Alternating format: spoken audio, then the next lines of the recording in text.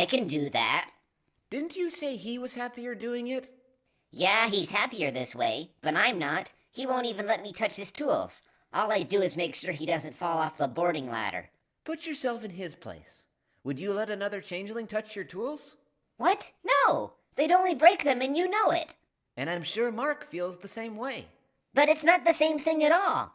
I'm not just any changeling. I'm a trained engineer and pilot. I'm responsible. I would never break someone else's tools. You know, for an empath, you're not very good at understanding what the other person feels.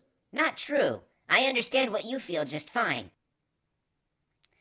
You're pleased with yourself because you figured out ways to help us survive and no pony else has. Yes, Wait, what? Would you care to repeat that insinuation, please? Well, look at the facts. Spitfire's too focused on taking care of you. Fireball doesn't do anything unless someone asks him. I'm getting nowhere with my efforts to cultivate Mark as a source of information, and Cherryberry spends so much time keeping every pony on speaking terms, she can't think straight. Those aren't facts, those are gross exaggerations. What was that about Cherryberry again? Well, you know the arguments you and Spitfire are always having? Yes, because she treats me like I'm her baby chick instead of a grown unicorn. And you know how Fireball is always getting on everyone else's nerves? He's a dragon. Spike accepted. That's what you'd expect from a dragon. Well, Boss Mare's always the one who settles the arguments, right? Well, sure, she's the leader. Of course she settles the arguments. And then later she comes to you and talks to you, right? Says something about cheering up or relaxing or something, and some bug barf about understanding how the other pony feels. It's not bug barf. Yeah, well, she does that with everyone. In fact, that's all she does. At least when she's not playing in this monkey's mucked up sand.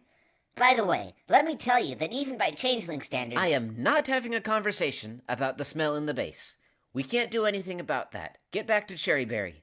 All right. What I'm saying is she wastes so much time trying to get the rest of us to play nice that she isn't coming up with any ideas herself. You know that. You're the only one besides Mark coming up with ideas to save us all. Look, that just isn't true. Is. Isn't. Is. Stop it! It's a good thing our suits are on the private channel, otherwise Cherry would be on her way over here to break us up. I am pleased with myself, yes. I'm also worried because we aren't even close to safe yet, and I am most definitely not pleased at being the only smart pony in this crew, because I'm not. Dumb ponies don't fly rockets. Not even you, as much as you act stupid to get on every pony's good side. Is it working? Oh, I give up. Is he done yet? Looks like he's got the voltage regulator hooked up to our power feed. Ah, and he's splicing a spare power plug on a line so he doesn't have to hardwire the ship into his power. Good idea. Yeah, he should be done any minute. Good.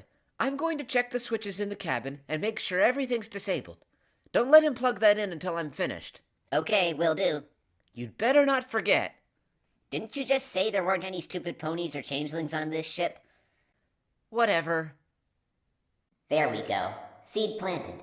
It'll cost me a bit of love in the short term until Starlight gets over her annoyance. I'll have to make it up from the alien. Meantime, I'd better let Starlight take the lead on showing the alien how the ship works. I've pushed her as hard as I dare for now. I just hope this gets her to be more aware of the others, and especially to lighten up on Spitfire and Fireball. All this butting heads is making me sick, and Cherry's worry tastes almost as bad as what she spends an hour every day waiting in.